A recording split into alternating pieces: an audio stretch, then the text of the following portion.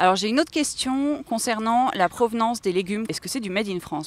Personnellement, j'ai réduit aussi le poisson.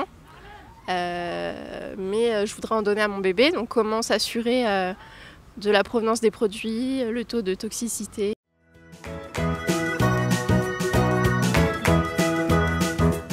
Effectivement, on s'est aperçu qu'il y avait beaucoup de parents qui étaient de plus en plus soucieux de l'origine des produits qu'ils consomment et favorisent de plus en plus les produits exclusivement français. Donc ceci explique que certains industriels ont fait le choix de valoriser l'origine France. On n'a aucune obligation aujourd'hui de le faire d'un point de vue réglementaire, enfin aucune obligation de valoriser l'origine, qu'elle soit France ou ailleurs d'ailleurs. Par contre, si vous avez des inquiétudes en vous disant oui, peut-être que mon légume français sera moins chargé en pesticides, moins chargé en nitrates que mon légume qui proviendra d'Allemagne, d'Italie ou d'Espagne. De toute manière, les garanties qui s'appliquent aux aliments bébés sont les mêmes que la provenance soit française, italienne, espagnole ou même au-delà du monde. Enfin, souvent, les provenances sont assez européennes, mais on peut imaginer des provenances un peu plus lointaines. On a les mêmes garanties, c'est-à-dire que l'absence d'antibiotiques, l'absence de pesticides, l'absence sont les mêmes, quelle que soit la provenance. Sur le plan écologique, on a intérêt à favoriser les circuits courts. Le potager familial, ça peut être une excellente solution, mais il ne faut pas que le grand-père mette trop de nitrates ou de pesticides. Ça arrive, parce qu'il veut tellement de beaux légumes que, bon, alors on va faire attention. Ou le voisin qui asperge son champ et par ruissellement, ça arrive sur le potager du papa ou de la maman qui a mis toutes les précautions nécessaires. Voilà. Enfin, les industriels appliquent ces règles-là, donc à vous de voir où est-ce que vous en êtes d'un point de vue espace-temps, d'un point de vue compétence aussi culinaire, parce que c'est pas donné à tout le monde non plus, voilà.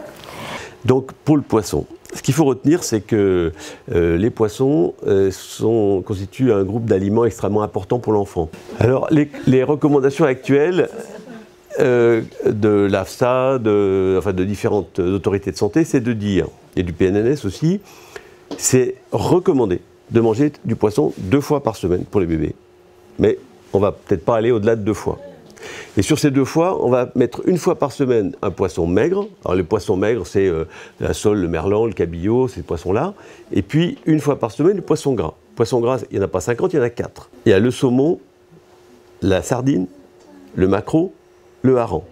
Rassurez-vous, les enfants adorent ces poissons au goût un peu fort, à part le hareng peut-être. Mais la sardine et le maquereau, ça passe très très bien. Donc, 1 fois par semaine poisson maigre, 1 fois par semaine poisson gras. Et les autorités de santé, en particulier l'AFSA, nous demandent de limiter chez les populations à risque, comme les enfants, certains poissons. Alors, je ne les connais pas par cœur, je vais vous les lire. Alors, on va retrouver l'anguille, le barbeau, la brème, la carpe, le silure, l'espadon, le marlin, le siki, le requin et la lamproie. Effectivement, vous avez cette alternative d'aliments sécurité qui vous est proposée.